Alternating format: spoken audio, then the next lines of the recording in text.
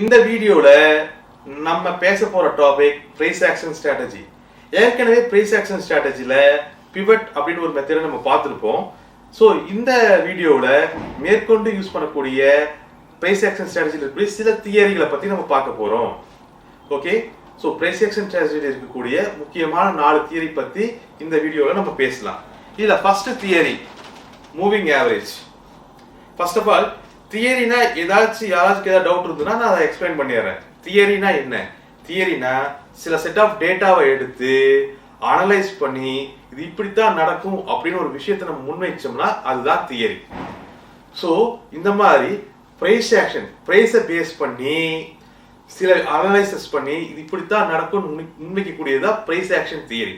இந்த price action தியரியில நம்ம first பார்க்கக்கூடிய method moving average method. Okay, வாங்க பார்க்கலாம் இது எப்படி யூட்டிலைஸ் பண்றது அப்படிங்கிறது.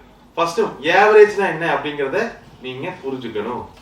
ஆவரேஜ்னா என்ன அப்படிங்கறத நீங்க தெரிஞ்சுக்கணும். உதாரணத்துக்கு நம்ம இந்த பிப்ரவரி மந்த் எடுத்துக்குவோம். இந்த பிப்ரவரி மந்த்ல பாத்தீங்க அப்படின்னு சொன்னா 1 2 3 4 5 6 7 8 9 கிட்டத்தட்ட 28 நாட்கள் இருக்கு இல்லையா? இப்போ 1ஆம் தேதியிலிருந்து 5ஆம் தேதி வரைக்கும் from 1 to 5 இந்த 5ஆம் தேதி வரைக்கும் இருக்கக்கூடிய பிரைசஸை ஆவரேஜ் பண்ணி, அதாவது 5 நாளோட பிரைஸை 5 ஆல் டிவைட் பண்ணி நம்மளுக்கு ஒரு பிரைஸ் வரும் இல்லையா? இது 5 டே ஆவரேஜ் பிரைஸ். இது 5 டே ஆவரேஜ் பிரைஸ். அதாவது 1ஆம் தேதியிலிருந்து 5ஆம் தேதி வரைக்கும் உள்ள பிரைஸை ஆட் பண்ணி 5 ஆல் டிவைட் பண்ணா நம்மளுக்கு வரக்கூடியது 5 டே ஆவரேஜ் பிரைஸ். அதுக்கு அடுத்தது மறுபடியும் 6ஆம் தேதியிலிருந்து 10ஆம் தேதி வரைக்கும் இருக்கக்கூடிய பிரைஸை ஆட் பண்ணி 5 ஆல் டிவைட் பண்ணா நம்மளுக்கு வரக்கூடியது அடுத்த ஆவரேஜ் பிரைஸ். ஸோ இந்த மாதிரி ஆவரேஜ் பிரைஸுகளை நீங்க ஜாயின் பண்ணி ஒரு லைன் வரையலாம். பட் இது வெறும் average price drawing line. But நம்ம பார்க்கக்கூடிய மெத்தட் வந்து மூவிங் ஆவரேஜ். அப்போ மூவிங் ஆவரேஜ் எப்படி இருக்கும்? 1ஆம் தேதியிலிருந்து 5ஆம் தேதி வரைக்கும் இருக்கக்கூடிய பிரைஸை ஆட் பண்ணி 5 ஆல் டிவைட் பண்ணி ஒரு பாயிண்ட் வச்சுக்கிறோம். அடுத்தது 6ஆம் தேதி மார்க்கெட் போயிருச்சு. 6ஆம் தேதி மார்க்கெட் போனோம்ல, 2ஆம் தேதியிலிருந்து 6ஆம் தேதி வரைக்கும் உள்ள பிரைஸை ஆட் பண்ணி 5 ஆல் டிவைட் பண்ணா வரக்கூடிய பாயிண்ட் அடுத்தது. 7ஆம் தேதி மார்க்கெட் போனதுக்கு அப்புறம் 3ஆம் தேதியிலிருந்து 7ஆம் தேதி வரைக்கும் இருக்கக்கூடிய பிரைஸை ஆட் பண்ணி 5 ஆல் டிவைட் பண்ணா வரக்கூடியது அடுத்த பாயிண்ட். இது மூவிங் ஆவரேஜ். ஸோ உங்களுக்கு ஆவரேஜ் பிரைஸுக்கும் மூவிங் ஆவரேஜ் பிரைஸுக்கும் டிஃபரன்ஸ் புரியுது இல்லையா? 1 to 5 average price, 6 to 10 average price. இந்த மாதிரி 5 டேஸா இருக்கக்கூடிய ஆவரேஜ் பிரைஸ் போறது average price. That is not moving average. Moving average எப்படி? 1 to 5, அப்புறம் 2 to 6, அப்புறம் 3 to 7 அப்படின்னு ஒவ்வொரு 5 டேஸ் மூவ்மெண்ட்டுக்கும் ஆவரேஜ் எடுத்து போடக்கூடியதா மூவிங் ஆவரேஜ் பிரைஸ். இந்த மூவிங் ஆவரேஜ் பிரைஸை ஒரு லைனா நம்ம கன்வெர்ட் பண்ணிடுறோம். இப்போ இந்த லைனை வச்சுக்கிட்டு எப்படி ஸ்டாக் மார்க்கெட்டை அனலைஸ் பண்றது அப்படிங்கறத நம்ம பார்க்கலாம். கமான். அண்ட் இந்த 5 டே மூவிங் ஆவரேஜ்ங்கிறது இப்போ எக்ஸாம்பிளுக்கு சொன்னது. ரியல் டைம்ல நீங்க இன்ட்ராடே யூஸ் பண்றீங்க, இன்ட்ராடே பண்ண போறீங்கன்னா, அதாவது ஸ்டாக் அன்னைக்கே வாங்கி அன்னைக்கே விற்க போறீங்கன்னா நீங்க யூஸ் பண்ண வேண்டிய பீரியட், அதாவது அந்த டேஸ், நம்பர் ஆஃப் டேஸ் அப்படின்னு எடுத்தோம்னா 20 அல்லது 50 டே மூவிங் ஆவரேஜ். இன்ட்ராடே நீங்க யூஸ் பண்ணும் பொழுது 20 அல்லது 50 டே மூவிங் ஆவரேஜ் நீங்க யூஸ் பண்ணணும். நீங்க 1 மினிட் கிராஃப் வைக்கிறீங்க அப்படின்னு சொன்னா நீங்க 50 டே மூவிங் ஆவரேஜ் யூஸ் பண்ணலாம். இதுவே 5 மினிட் கிராஃப் யூஸ் பண்றீங்க அப்படின்னு சொன்னா 20 டே மூவிங் ஆவரேஜ் யூஸ் பண்ணலாம். எப்படி யூஸ் பண்றது? இப்போ இந்த கிராஃபை பாருங்களேன். இந்த சைடுல ஸ்டடீஸ் இருக்கு இல்லையா? இங்க போனா போய் மூவிங் ஆவரேஜ் அப்படிங்கறத சர்ச் பண்ணுங்க. இந்த மாதிரி வந்துருச்சா? இந்த மூவிங் ஆவரேஜ் கிளிக் பண்ணா இங்க பீரியட் அப்படின்னு ஒரு விஷயத்தை கேக்குது இல்லையா? பாருங்க, மூவிங் ஆவரேஜ்ல பீரியட் ஒரு விஷயம் கேக்குது. இங்க 50 நம்ம போட்டிருக்கோம். பீரியட்னா 50. இப்போ இது டே கிராஃபா இருந்துச்சுன்னா 50 லாஸ்ட் 50 கேண்டில், அதாவது 50 நாளோடைய மூவிங் ஆவரேஜ். இதுவே 1 மினிட் கேண்டிலா இருந்ததுன்னா லாஸ்ட் 50 மினிட்ஸோட மூவிங் ஆவரேஜா இருக்கு. ரைட்? இதே ஒரு 5 மினிட் கேண்டிலா இருந்தா 250 மினிட்டோட மூவிங் ஆவரேஜா இருக்கும். பீரியட்ல 50ன்னு போட்டிருக்கேன். இங்க ஓகே கொடுத்தா எனக்கு ஒரு லைன் வருது, தெரியுது இல்லையா? we are seeing a line. இதுதான் மூவிங் ஆவரேஜ் லைன். இப்போ இத எப்படி எக்ஸ்பிளைன் பண்ணலாம்னா, நீங்க மோஸ்ட் ஆஃப் தி கேஸ் நீங்க வந்து கிரிக்கெட்ஸ் பாப்பீங்க இல்லையா? கிரிக்கெட்ல ரன் ரேட்னு ஒரு கான்செப்ட் இருக்கும். ரன் ரேட்னு நீங்க வச்சிருப்பீங்க. இப்போ என்னோட கேள்வி என்னன்னா, கடைசி 10 ஓவரோட ரன் ரேட் வந்து 8. இந்த ஓவர்ல மட்டும் 15 ரன் அடிச்சாங்கன்னா ஸ்கோர் ஏறுமா இறங்குமா? ரைட், ஏறும். அதாவது அந்த கிரிக்கெட்ல அந்த மேட்சோட ரன் ரேட்டை விட ஒவ்வொரு ஓவர்லையும் ஸ்கோர் அதிகமாக அடிக்கும் பொழுது எக்ஸ்பெக்டட் ஸ்கோரை விட அதிகமான ஸ்கோர் வரும். இதைத்தான் நம்ம அப் ட்ரெண்ட் அப்படின்னு சொல்றோம். அதே மாதிரி தான் மார்க்கெட்ல இந்த மூவிங் ஆவரேஜ் என்ன? சராசரி விலை. இந்த சராசரி விலையை விட அன்னத்த விலை, அதாவது மூவிங் ஆவரேஜை விட கரண்ட் பிரைஸ் அதிகமா இருந்துச்சுன்னா நம்ம அதைய அப் ட்ரெண்ட் அப்படின்னு சொல்றோம். ஒரு ஸ்டாக் அப் ட்ரெண்ட்ல இருக்கும்போது என்ன பண்ணணும்? டவுத்தியில படிச்சிருக்கிறோமே, அப் ட்ரெண்ட்ல இருக்கும் பொழுது யூ ஹேவ் டு பை. ஓகேங்களா? You have to buy. அதாவது மூவிங் ஆவரேஜை விட பிரைஸ் அதிகமா இருந்துச்சுன்னா நம்ம பை பண்ணணும். மார்க்கெட் ஏறக்கான வாய்ப்புகள் அதிகம். மூவிங் ஆவரேஜை விட பிரைஸ், அந்த கரண்ட் பிரைஸ், மார்க்கெட்டோட கரண்ட் பிரைஸ் கம்மியா இருந்துச்சுன்னா நம்ம செல் பண்ணணும். ஏன்னா அது டவுன் ட்ரெண்ட் இண்டிகேட் பண்ணுது. இங்க பாத்தீங்கன்னா ரியல் டைம் கிராஃப்ல தெளிவா தெரியுதா? மூவிங் ஆவரேஜுக்கு மேல பிரைஸ் இருக்கும் பொழுது அது தொடர்ந்து மேல மூவ் ஆக ஆரம்பிக்குது. இதே மூவிங் ஆவரேஜுக்கு கீழே அந்த பிரைஸ் வரும்பொழுது அது தொடர்ந்து இறங்க மூவ் ஆக ஆரம்பிக்குது. ஸோ சிம்பிளான விஷயம் மூவிங் ஆவரேஜ்ங்கிறது. மூவிங் ஆவரேஜ்ங்கிறது ஒரு சராசரி விலை. அதை விட அப்பத்த கரண்ட் பிரைஸ் அதிகமா இருந்ததுன்னா அது அப் ட்ரெண்ட், நம்ம பைக்கு போறோம். அப்பத்த விலை கம்மியா இருந்துச்சுன்னா அது டவுன் ட்ரெண்ட், நம்ம செல்லுக்கு போறோம். ஆனா இதுல சில இடங்கள்ல கன்ஃபியூஷன் ஆகும். பாருங்க, இந்த இடத்துல எல்லாம் பாத்தீங்கன்னா மூவிங் ஆவரேஜும் பிரைஸும் ஒரே இடத்துல மிங்கிளாய் மூவ் ஆகுது. இந்த மாதிரி கன்ஃபியூஷன்ஸை அவாய்ட் பண்ண முடியுமா அப்படின்னா, இல்ல இதோட மோர் அக்யூரஸியா அந்த மூவிங் ஆவரேஜ் யூஸ் பண்ண முடியுமா அப்படின்னா யூஸ் பண்ணலாம். எப்படி யூஸ் பண்ணுவீங்க? ரெண்டு மூவிங் ஆவரேஜை கம்பைன் பண்றது மூலியமா இதை பண்ணிக்க முடியும். உதாரணத்துக்கு அதே கிரிக்கெட் எடுத்துக்குவோம். 10 ஓவருடைய லாஸ்ட் 10 ஓவருடைய ரன் ரேட் வந்து 11 இருக்கு. லாஸ்ட் 5 ஓவர் ரன் ரேட் 15 இருந்துச்சுன்னா ஓவரால் ஸ்கோர் அப் ட்ரெண்ட்ல இருக்குமா டவுன் ட்ரெண்ட்ல இருக்குமா? ரைட், அப் ட்ரெண்ட்ல இருக்கும். ஏன்னா லாஸ்ட் 10 ஓவரோட ரன் ரேட்டை விட லாஸ்ட் 5 ஓவர் ரன் ரேட் அதிகமா இருக்கும் பொழுது அதிகமா ஸ்கோர் பண்றாங்கன்னு அர்த்தம். தட் மீன்ஸ் ஸ்கோர் எக்ஸ்பெக்டட் விட அதிகமா போறதுக்கான வாய்ப்பு இருக்குன்னு அர்த்தம். அதே மாதிரி தான் ரெண்டு மூவிங் ஆவரேஜ் எடுத்துக்கிறோம். உதாரணத்துக்கு இப்ப நம்ம என்ன போட்டிருக்கோம்? 50 டே மூவிங் ஆவரேஜ் போட்டிருக்கோமா? இப்ப பாருங்க, மறுபடியும் அதே மூவிங் ஆவரேஜ் கிளிக் பண்றேன். இந்த இடத்துல 50க்கு பொதுவா 20 போடுறேன். இது ரெண்டுக்கும் வித்தியாசம் தெரியணுங்கிறதுக்காக கலர் நான் சேஞ்ச் பண்ணிக்கிறேன். ப்ளூ கலர் வச்சுக்கிறேன். ஓகேவா? இப்போ இந்த கிராஃப்ல பாருங்க, ப்ளூ கலர்ல இருக்கிறது 20 நாள் மூவிங் ஆவரேஜ், ரெட் கலர்ல இருக்கிறது 50 நாள் மூவிங் ஆவரேஜ். ரைட்? இப்போ இதை எப்படி யூட்டிலைஸ் பண்ணணும் அப்படின்னு சொன்னா, 50 நாள் மூவிங் ஆவரேஜை விட 50 நாள் மூவிங் ஆவரேஜை விட 20 நாள் மூவிங் ஆவரேஜ் அதிகமா இருந்தா எப்படி சொல்லலாம்? இந்த ரெட் கலர் லைனை விட blue colour line, red colour line மேல இருந்துச்சுன்னா 50 நாள் மூவிங் ஆவரேஜ் விட 20 நாள் மூவிங் ஆவரேஜ் அதிகமா இருந்ததுன்னா, ரெட் கலர் லைனுக்கு, ரெட் கலர் லைன் 50 நாள் moving average, blue colour line 20 நாள் மூவிங் ஆவரேஜ். இந்த ரெட் கலர் லைனுக்கு மேல ப்ளூ கலர் லைன் இருந்துச்சுன்னா அது அப் ட்ரெண்டை குறிக்குது. அப்போ நம்ம வாங்கலாம்.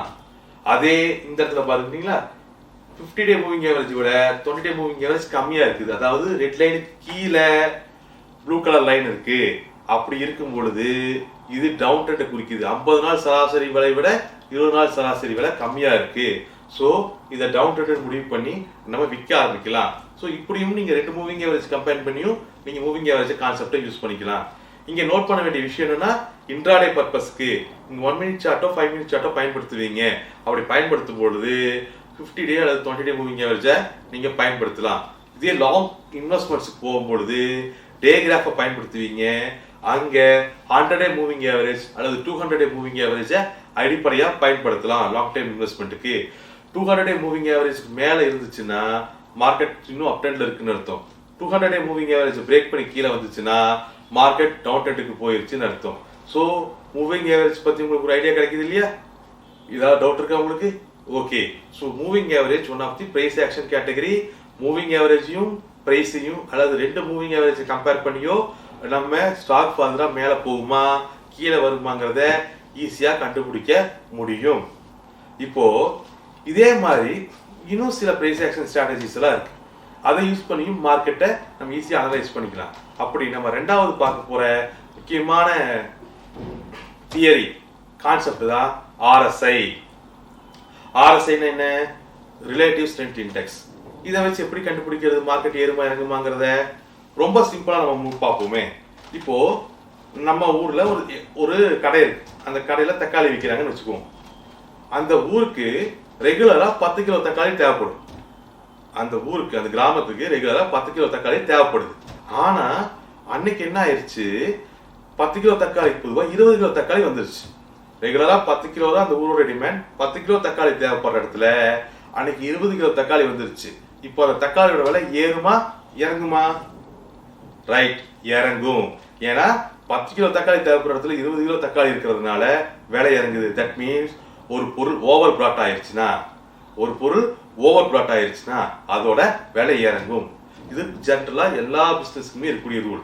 10 கிலோ தேவைப்படுற தக்காளி தேவைப்படுற இடத்துல 20 கிலோ ஓவர் பிராட் ஆகும் பொழுது அந்த தக்காளியோட விலை ஆட்டோமேட்டிக்கா இறங்க ஆரம்பிச்சிருது.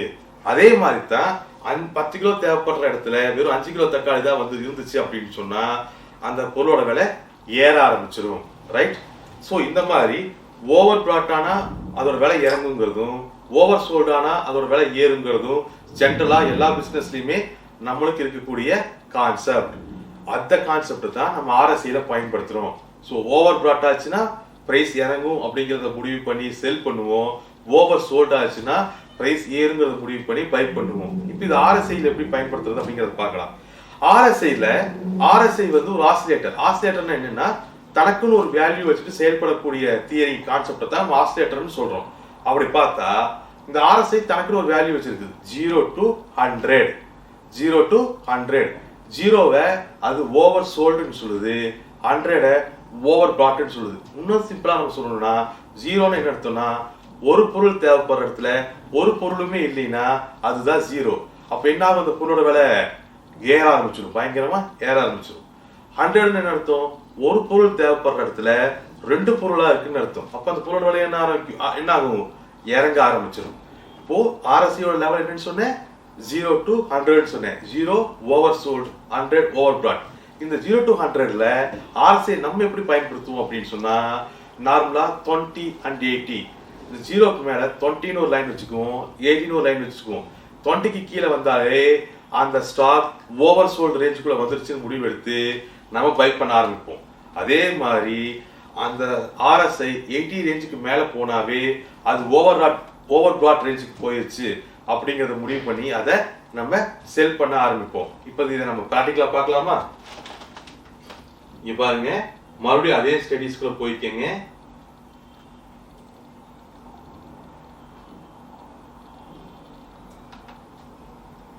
ஓகே, அந்த ஸ்டடீஸ்க்குள்ள போயிட்டு ஆர்எஸ்ஐ அப்படின்னு அடிச்சீங்கன்னா வரும். சில நேரங்கள்ல ரிலேட்டிவ் ஸ்ட்ரென்த் இண்டெக்ஸ் கூட கொடுத்திருப்பாங்க. இதை கிளிக் பண்ணிட்டு கிளிக் பண்ண கீழே ஒரு லைன் வருது இல்லையா, தெரியுதா? இதுதான் ஆர்எஸ்ஐ. இங்க பாருங்களேன், இந்த இடத்துல ஆர்எஸ்ஐ 20 கீழே வந்திருக்கு. 20 கீழே வந்து என்ன ஆகுது, அந்த ஸ்டாக்கு ஏற ஆரம்பிக்குது. ரைட். இதே மாதிரி இந்த இடத்துல பாருங்க, இங்க 20 கீழே வந்திருக்கு. 20 கீழே வந்து அந்த ஸ்டாக் என்ன ஆகுது, ஏற ஆரம்பிக்குது. அதே மாதிரி இப்ப இந்த இடத்துல ஸ்டாக் 80 கிட்ட போயிருச்சு. ஸோ 80 கிட்ட போனோட அந்த ஸ்டாக்கோட விலை என்ன ஆரம்பிக்குது, இறங்க ஆரம்பிக்குது. இந்த இடத்துல 20 கீழே வந்திருக்கு. 20 கீழே வந்தோடனே அது ஏற ஆரம்பிக்குது. ஸோ ஒரு ஸ்டாக் ஓவர் பிராட் ரேஞ்சுக்கு போனா இறங்க ஆரம்பிக்கும், ஓவர் சோல்ட் ரேஞ்சுக்கு போனா ஏற ஆரம்பிக்கும். ஸோ ஆர்எஸ்ஐல 20 and 80 லைன்ஸ் யூஸ் பண்ணி நம்ம இதை ட்ரேட் பண்ணுவோம். இந்த மாதிரி ஆர்எஸ்ஐயை நீங்க பயன்படுத்துறது மூலியமாவும் நீங்க ஸ்டாக் மார்க்கெட்டை ஈஸியா அனலைஸ் பண்ணிக்க முடியும். அடுத்தது பிரைஸ் ஆக்ஷன்ல இந்த மெத்தட் மட்டும் கிடையாது, இன்னும் முக்கியமான 2 மெத்தட் இருக்கு. Parabolic SAR and super trend. இந்த மெத்தடையும் நம்ம பார்க்கலாம். இருக்கிறதுலயே ரொம்ப ஈஸியா யூஸ் பண்ணக்கூடிய மெத்தட்னா இந்த பேரபோலிக் எஸ்ஏஆரும் இந்த சூப்பர் ட்ரெண்டும் மட்டும்தான். இது எப்படி யூஸ் பண்றது அப்படிங்கறத நான் காமிக்கிறேன். இந்த பேரபோலிக்கும் சூப்பர் ட்ரெண்டும் இதுவுமே பிரைஸ் ஆக்ஷன் அடிப்படையா வச்சு யூஸ் ஆகக்கூடிய டிரா ஆகக்கூடிய ஒரு மெத்தட் தான். ஓகேங்களா? இப்போ நான் என்ன பண்றேன், நான் பிரைஸ் ஆக்ஷன்ல இருக்கக்கூடிய இந்த பேரபோலிக்கு சூப்பர் ட்ரெண்டையும் நான் டிரா பண்றேன். நீங்க பாருங்களேன். ஓகே, இந்த பேரபோலிக் இண்டிகேட் போட்டோம்னே தெரியுதா உங்களுக்கு, இந்த கிராஃப்ல டாட் டாட்டா வந்திருக்கு இல்லையா? ரொம்ப சிம்பிள். இந்த டாட்ஸ் மார்க்கெட் பிரைஸ்க்கு கீழே இருந்துச்சுன்னா, அதாவது மார்க்கெட்டோடைய பிரைஸ் இந்த டாட்க்கு மேல இருந்துச்சுன்னா மார்க்கெட் அப் ட்ரெண்ட் இருக்குன்னு அர்த்தம், நம்ம வாங்கணும். அதே இந்த டாட்ஸ் பிரைஸ்க்கு மேல வந்துருந்துச்சுன்னா மார்க்கெட் டவுன் ட்ரெண்ட்ல இருக்குன்னு அர்த்தம், நம்ம சேல் பண்ணணும். இவ்வளவுதாங்க பேரபோலிக். ரொம்ப சிம்பிள். இது வந்து பிரைஸ் ஆக்ஷனை பேஸ் பண்ணி பிரைஸ் மூவ்மெண்ட்டை பேஸ் பண்ணி இந்த டாட்ஸ் வருது. இந்த டாட் பிரைஸுக்கு கீழே இருந்துச்சுன்னா மார்க்கெட் அப் ட்ரெண்ட்ல மூவ் ஆகுதுன்னு அர்த்தம். இந்த டாட் பிரைஸுக்கு மேலே இருந்துச்சுன்னா மார்க்கெட் டவுன் ட்ரெண்ட்ல மூவ் ஆகுதுன்னு அர்த்தம். ஆனா இங்க ஒரு சின்ன விஷயத்த நம்ம நோட் பண்ணணும். இந்த பிரைஸ் ஆக்ஷன் வந்து இந்த பேரபோலிக் மெத்தட் வந்து ரொம்ப சென்சிட்டிவ். ஏன்னா இந்த பிரைஸ் அப்படியே யூட்டிலைஸ் பண்ணாலும் வெயிட்டட் பிரைஸா யூஸ் பண்ணும். வெயிட்டட் பிரைஸ் என்னன்னா ஒவ்வொரு நிமிஷமும் ஹை பிரைஸையும் லோ பிரைஸையும் ஆவரேஜ் பண்ணி இந்த டாட்ஸ் அது உருவாக்கும். அப்படி உருவாக்கும் போது என்ன ஆகுதுன்னா சின்ன சின்ன விலை மாற்றங்கள் கூட இண்டிகேட் பண்ணும். பாருங்க இது 4 கேண்டில் தான் மேலே இருக்கு, அதுக்கு ஒரு ட்ரெண்ட். ஸோ இது வந்து ட்ரேட் பண்றதுக்கு நம்மளுக்கு கொஞ்சம் சிரமமா இருக்கலாம். அதனாலதான் நம்ம என்ன பண்றோம், இதை தனியா ட்ரேட் பண்ணாம சூப்பர் ட்ரெண்ட் கூட சேர்த்து நம்ம ட்ரேட் பண்ணுவோம். சூப்பர் ட்ரெண்ட் அதை விட ரொம்ப சிம்பிளான ஒரு இண்டிகேட்டர். இங்க பாருங்களேன், இது ஒரு லைன் இருக்கும். இந்த சூப்பர் ட்ரெண்ட்ல ஒரு லைன் இருக்கும். இந்த லைன் கிரீன் கலர்ல இருந்துச்சுன்னா நம்ம ஸ்டாக்கை வாங்கணும், ரெட் கலர்ல இருந்துச்சுன்னா நம்ம ஸ்டாக்கை சேல் பண்ணணும். இவ்வளவுதான் விஷயம். ரொம்ப ஈஸியான இண்டிகேட்டர் ஸ்டாக் மார்க்கெட்லயே. இந்த சூப்பர் ட்ரெண்ட் தெரியுதா உங்களுக்கு? ரெட் கலர்ல அந்த லைன் இருந்துச்சுன்னா நம்ம ஸ்டாக்கை சேல் பண்ணணும், கிரீன் கலர்ல அந்த லைன் இருந்துச்சுன்னா நம்ம ஸ்டாக்கை பை பண்ணணும். சின்ன சின்ன விலை ஏற்ற இறக்குறதுக்கும் அது மூவ் ஆகாது. பேரோபோலிக் மாதிரி ஈஸியா ரியாக்ட் ஆகாது. ஸோ கிராஃபை பார்த்தீங்கன்னாவே உங்களுக்கு தெரியும், ஒரு லாங் ட்ரெண்டை இந்த சூப்பர் ட்ரெண்ட் நம்மளுக்கு கொடுக்கும். பேரோபோலிக் ஒவ்வொரு சின்ன சின்ன ட்ரெண்டையும் நம்மளுக்கு கொடுக்கும். இது ரெண்டையும் சேர்த்து நம்ம பயன்படுத்தும் பொழுது ஈஸியா பிரைஸ் ஆக்ஷனை நம்மளால கொஸ்டின் எடுக்க முடியும். அதாவது எப்படி பயன்படுத்தணும்னா, இந்த ரெண்டு ட்ரெண்டுமே பேரபோலிக் அண்ட் சூப்பர் ட்ரெண்ட் ரெண்டுமே ஒரே டைரக்ஷன் இண்டிகேட் பண்ணும்போது நம்ம வாங்கவோ விற்கவோ செய்யணும். உதாரணத்துக்கு இந்த இடத்துல பாருங்களேன், சூப்பர் ட்ரெண்டும் மார்க்கெட் இறங்கும்னு சொல்லுது, பேரபோலிக்கும் மார்க்கெட் இறங்கும்னு சொல்லுது. அப்போ நம்ம இங்க டவுன் ட்ரெண்ட் முடிவு பண்ணி செல் போலாம். ஆனா இந்த இடத்துக்கு வந்த உடனேயே சூப்பர் ட்ரெண்ட் அதோடைய டைரக்ஷனை மாத்திக்குது. அப்போ ஒரு ட்ரெண்ட் மாறிடுச்சுனாலும் கூட உடனே அந்த பொசிஷன்ல இருந்து எக்ஸிட் ஆயிடணும். ரெண்டுமே ஒரே ட்ரெண்ட் இண்டிகேட் பண்ணும் பொழுதுதான் நம்ம பையோ செல்லோ பண்ணணும். ஏதோ ஒரு ட்ரெண்ட், ஒரு இண்டிகேட்டர் பேரபோலிக்கோ இல்ல சூப்பர் ட்ரெண்டோ ரெண்டுல ஏதோ ஒண்ணு விலகிடுச்சுனாலும் கூட நம்ம எக்ஸிட் ஆயிடணும். இப்போ எப்ப பை பண்ணுவீங்க? சூப்பர் ட்ரெண்ட் கிரீன் கலர்ல இருந்து பேரபோலிக்கும் அந்த டாட்டு பிரைஸ் கீழே இருந்துச்சுன்னா பை பண்ணுவோம். இதுல ஏதாவது ஒண்ணு மாறிச்சுனாலும் வெளியே வந்துருவோம். எப்ப செல் பண்ணுவீங்க? சூப்பர் ட்ரெண்ட் லைனும் ரெட் கலர்ல இருந்து இந்த பேரபோலிக்கோட டாட்ஸும் பிரைஸுக்கு மேல இருந்துச்சுன்னா நம்ம செல் பண்ணுவோம். ரெண்டுல ஏதாவது ஒண்ணு மாறிச்சுனாலும் நம்ம வெளியே வந்துருவோம்.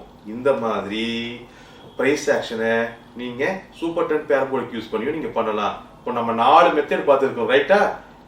Moving average, RSI, parabolic, super trend. இந்த 4 முக்கியமான பிரைஸ் ஆக்ஷன்ஸை யூஸ் பண்ணி ஒட்டுக்காவோ இல்லை தனித்தனியாவோ நீங்க யூஸ் பண்ணலாம். யூஸ் பண்ணி மார்க்கெட்டோடைய ட்ரெண்ட் என்ன, நம்ம என்ன மாதிரி பொசிஷன்ல ஸ்டே ஆகிருக்கணுங்கிறத ஈஸியா நம்மளால தெரிஞ்சுக்க முடியும்.